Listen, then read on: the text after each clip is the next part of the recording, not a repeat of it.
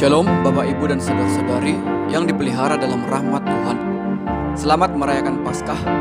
Kiranya semangat Paskah membangkitkan kekuatan yang memberikan kemenangan bagi kita semua. Amin. Marilah kita berdoa terlebih dahulu.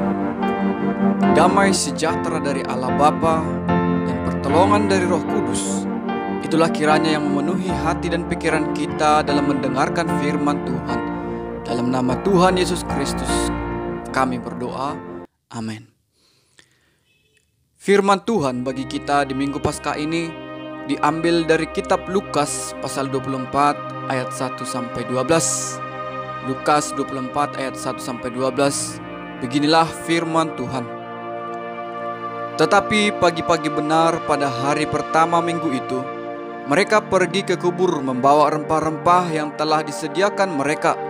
Mereka mendapati batu sudah terguling dari kubur itu. Dan setelah masuk, mereka tidak menemukan mayat Tuhan Yesus. Sementara mereka berdiri termangu-mangu karena hal itu, tiba-tiba ada dua orang berdiri dekat mereka memakai pakaian yang berkilau-kilauan. Mereka sangat ketakutan dan menundukkan kepala. Tetapi kedua orang itu berkata kepada mereka, "Mengapa kamu mencari Dia yang hidup di antara orang mati? Ia tidak ada di sini, Ia telah bangkit.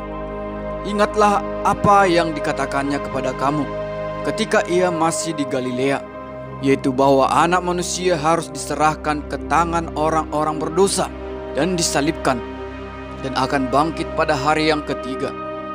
Maka teringatlah mereka akan perkataan Yesus itu. Dan setelah mereka kembali dari kubur, mereka menceritakan semuanya itu kepada ke-11 murid dan kepada semua saudara yang lain. Perempuan-perempuan itu ialah Maria dari Magdala dan Yohana dan Maria ibu Yakobus, dan perempuan-perempuan lain juga yang bersama-sama dengan mereka memberitahukannya kepada rasul-rasul.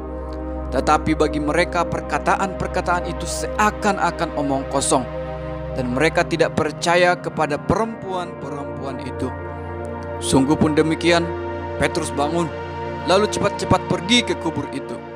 Ketika ia menjenguk ke dalam, ia melihat hanya kain kafan saja. Lalu ia pergi dan ia bertanya dalam hatinya apa yang kiranya telah terjadi. Demikianlah firman Tuhan, terpujilah Dia yang bersabda. Nama Tuhan yang menjadi tema dalam Minggu Paskah ini ialah Yesus telah bangkit. Umat Tuhan, ketika berbicara tentang Paskah, biasanya kita akan merayakan dengan sukacita. Ada yang membuat perlombaan mencari telur Paskah, sampai ada juga yang dengan inspiratif menghiasi telur Paskah dengan berbagai motif-motif yang menarik. Ada juga yang melakukan ibadah lapangan, pergi ke tempat wisata, ke danau kah, ke pantai, ke sungai atau kemana saja. Melakukan kegiatan-kegiatan yang menyenangkan bersama dengan saudara-saudari seiman. Paskah 2022 ini, Bapak Ibu dan saudara-saudari, apakah telah merencanakan sesuatu? Kemanakah? Adakah atau hanya di gereja saja? Ada atau tidaknya, kiranya kita tetap bersuka cita dalam Tuhan. Amin, Bapak Ibu. Umat Tuhan, Maria Magdalena, Yohana, Maria ibu Yohanes, dan kemungkinan juga ada perempuan-perempuan lain yang mengikuti Yesus sejak dari Galilea, pergi ke kubur Yesus pada waktu pagi-pagi benar. Hari itu memang adalah hari Paskah yang biasa dirayakan, di mana seluruh umat Israel sedang memperingati betapa hebatnya tangan Allah membela umatnya dengan melepaskan bangsa Israel dari tangan orang Mesir. Itulah sebenarnya Paskah yang pertama, di mana seluruh anak sulung bangsa Mesir, mulai dari anak sulung manusia, anak sulung Raja Firaun, anak sulung budak, sampai anak sulung ternak, semuanya dibinasakan oleh malaikat maut. Namun Tuhan melewatkan malapetaka itu dari rumah orang Israel. Paskah sendiri berasal dari kata pesak yang berarti melewati. Kematian melewati bangsa Israel sehingga anak sulung mereka tetap hidup. Umat Tuhan yang terkasih, perempuan-perempuan itu tidak menemukan mayat Tuhan Yesus. Justru yang mereka temui ialah dua orang yang memakai pakaian yang berkilau-kilauan. Pastinya mereka akan kaget tidak melihat lagi mayat Yesus di kuburan itu. Tetapi ada hal yang menarik di sini, di mana dua orang tersebut berkata kepada perempuan-perempuan itu, "Mengapa kamu mencari dia yang hidup di antara orang mati? Ia tidak ada di sini. Ia telah bangkit." Ini memperlihatkan bahwasanya perempuan-perempuan itu datang hanya untuk merempah-rempah Yesus dan meminyakinya seperti yang biasa dilakukan kepada mayat. Itu adalah adat istiadat mereka di daerah Timur Tengah. Di sini mereka melakukan apa yang sewajarnya mereka lakukan terhadap mayat. Namun itu menunjukkan bahwasanya mereka belum mengerti tentang kematian Yesus. Mereka tidak sadar bahwa Yesus berbeda dengan manusia lain. Mereka seharusnya tidak usah menyiapkan rempah-rempah dan minyak untuk mayat Yesus. Lalu apa? Apa yang seharusnya mereka lakukan sebenarnya? Yang seharusnya mereka lakukan ialah datang ke kubur Yesus untuk menyaksikan bahwa Yesus sudah bangkit. Itulah yang diingatkan dua orang tadi kepada perempuan-perempuan itu. Katanya, "Ingatlah apa yang dikatakannya kepada kamu." Maksudnya apa yang dikatakan Yesus ketika ia masih di Galilea, yaitu bahwa anak manusia harus diserahkan ke tangan orang-orang berdosa dan disalibkan dan akan bangkit pada hari yang ketiga. Ketika dua orang itu mengatakan demikian, barulah mereka teringat dengan perkataan Yesus. Yesus pernah berkata bahwa dia akan bangkit pada hari yang ketiga. Umat Tuhan, kita adalah pengikut dari Yesus. Bagaimana dengan diri kita sendiri? Apakah kita saat ini datang kepada Yesus hanya karena itu adalah kebiasaan orang Kristen?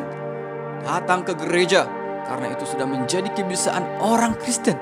Merayakan Paskah, mencari telur Paskah, melakukan ibadah lapangan karena itu adalah kebiasaan yang dilakukan orang Kristen pada hari Paskah. Apakah seperti itu? Apa arti Paskah bagi kita saat ini? Di hari Paskah ini, datanglah, hendaklah datang dan rayakanlah, bukan sebagai sebuah kebiasaan, melainkan karena kita mau menyaksikan kebangkitannya. Kita datang untuk menyaksikan bahwa dia hidup. Dia adalah yang hidup dari antara orang mati. Dia adalah Tuhan yang Maha Kuasa. Kita datang untuk menyaksikan apa yang dikatakan Yesus itu pasti terjadi. Setiap firman Tuhan yang kita terima pasti terjadi. Yesus itu sudah bangkit dan hidup. Janganlah mencari mayatnya yang terbaring. Bagi orang yang percaya Yesus, Yesus itu hidup di dalam diri kita. Yesus itu menjadi spirit dalam hidup kita. Jadi janganlah seperti mayat, tidak memiliki semangat dan gairah hidup. Ada banyak orang yang walaupun sudah mengaku sebagai orang Kristen, namun nampaknya tidak memiliki hidup di dalamnya. Hal ini sama seperti kita sedang melihat mayat hidup sedang berjalan. Memang tubuh mereka adalah tubuh orang hidup, bekerja, mampu beraktivitas, pergi ke sana kemari, bersosial dengan banyak orang, dan giat mencari uang. Namun mari kita perhatikan baik-baik. Apakah walaupun bisa melakukan semua yang orang hidup lakukan, bagaimana dengan jiwa dan roh kita? Apakah ada memancarkan kehidupan? Apakah ada spirit Allah? Apakah ada Yesus di dalam hidup kita? Apakah kita memancarkan kehidupan kepada orang lain? Hari ini kita merayakan kebangkitan Yesus. Yesus itu hidup. Setiap orang percaya sebenarnya telah Tuhan berikan hidup. Bahkan hidup Yesus di dalam diri kita. Oleh karena itu, marilah kita mulai bangkit, penuh semangat menjalani kehidupan ini. Mari kita bangkitkan persekutuan yang intim dengan Tuhan. Bahkan mari kita memancarkan kehidupan kepada orang-orang di sekitar kita yang terlihat masih seperti mayat hidup. Hidupkanlah jiwa mereka, hidupkanlah spirit mereka. Umat Tuhan, ketika perempuan-perempuan itu telah kembali dari kubur Yesus, mereka mulai menceritakan semuanya kepada murid-murid Yesus. Apa yang mereka lihat, apa yang mereka dengar. Namun sama seperti perempuan itu pada awalnya, murid-murid itu juga tidak percaya kepada perkataan mereka. Mereka anggap itu omong kosong. Omong kosong, ya. Memang tidak mudah untuk percaya akan hal-hal yang rohani ya. Tidaklah gampang langsung menerima setiap perkataan dari Tuhan. Saya telah menyaksikan banyak orang yang tidak percaya kepada kebangkitan Yesus, kepada keselamatan yang diberikan Yesus. Ketika bertemu dengan orang-orang baru dan memberitakan Injil, ada banyak mereka menolak karena tidak percaya dengan berita yang nampaknya konyol dan omong kosong. Ya, memang ada banyak orang yang menganggap berita salib itu sebagai kebodohan, kebangkitan Yesus sebagai rekayasa. Tapi bagi kita yang memberitakan Injil, kita hanya mengerjakan dan bergantung pada pekerjaan dari Roh Kudus. Baik mereka percaya atau tidak, itu adalah di tangan Roh Kudus. Namun kita melihat hidup mereka terkurung di bawah bayang-bayang kematian dan penghukuman yang kekal. Kita kasihan dengan orang-orang seperti itu. Ketika dikatakan janganlah khawatir, firman Tuhan mengatakan jangan khawatir dengan hari esok. Firman itu kita terima. Namun dalam kehidupan sehari-hari hal itu tidaklah gampang untuk dilakukan. Pikiran kita selalu membayangi kita. Apakah besok masih ada kecukupan? Apakah di awal semester baru nanti sudah ada uang untuk membeli baju anak-anak sekolah, membeli buku dan melunasi uang sekolah? Walaupun memang firman Tuhan berkata janganlah khawatir tentang hari esok, namun itu memang tidak segampang mengucapkan. Saat itu murid-murid menganggap kesaksian perempuan-perempuan itu omong kosong. Namun Petrus bangun dan cepat-cepat pergi ke kubur itu. Dia berlari sekencang mungkin untuk sampai ke kuburan itu. Dia ingin melihat apa yang terjadi, apakah benar yang dikatakan perempuan itu atau tidak. Dan apa yang terjadi? Ia melihat ke dalam kubur, hanya ada kain kafan saja. Ternyata perkataan perempuan-perempuan itu tidak omong kosong, benar adanya. Dan oleh karena apa yang telah disaksikan oleh Petrus, akhirnya Petrus pergi dan dengan pertanyaan dalam hatinya, apa kiranya telah terjadi? Dia merenungkan peristiwa itu. Bagaimana mungkin seperti ini terjadi? Petrus pasti kaget, namun dia merenungkannya dalam hatinya. Pertanyaan, apakah yang saat ini sedang kita renungkan dalam hati kita? Apakah kita sedang merenungkan beberapa hal tentang kerohanian kita seperti Petrus? Ada banyak perjalanan rohani kita, pengalaman kehidupan sehari-hari, pengalaman rohani yang menimbulkan pertanyaan dalam hati kita. Tuhan persiapkan semuanya supaya kita semakin mengerti rancangan Tuhan dalam hidup kita. Petrus adalah murid yang sangat dekat dengan Yesus. Dia adalah 3 orang terdekat Yesus. Dia melihat bagaimana Yesus dipermuliakan di atas gunung. Petrus diberikan pengertian dari Roh Kudus bahwa Yesus itu adalah Mesias. Bahkan dipercayakan oleh Yesus sebagai pemegang pintu kerajaan Allah.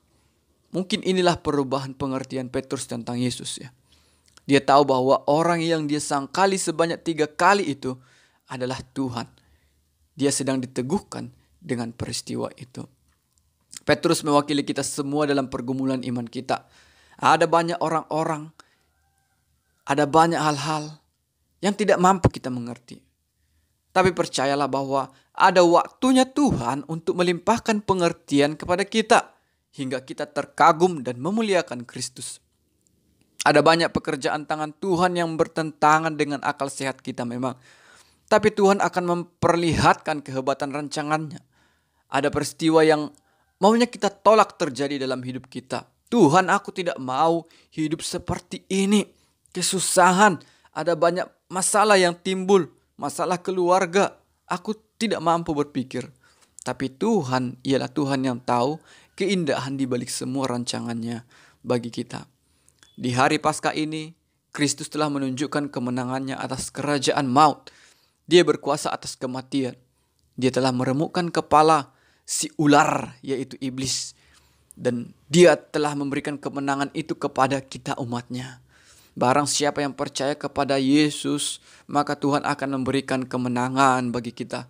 Kemenangan menjalani hari-hari kita. Kemenangan menempuh hari esok yang penuh dengan harapan. Di dalam Kristus segala permasalahan kita lewati dengan berani. Segala tantangan kita hadapi dengan percaya diri. Karena Kristus ada di dalam kita, di samping kita, di dekat kita, membela kita.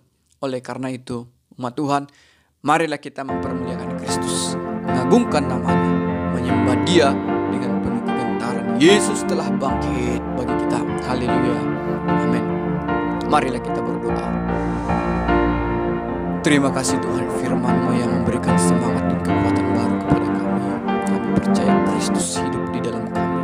Dia yang hidup dari antara orang mati sekarang hidup di dalam kehidupan kami. Terangi pikiran kami, terangi mata kami. Kami mau berjalan di dalam Engkau. Berkati setiap pekerjaan tangan kami, berkati setiap usaha kami, bahkan setiap masalah yang kami hadapi. Biarlah Tuhan pecahkan, Tuhan kasih jalan, berikan kekuatan bagi kami. Dalam nama Yesus kami berdoa.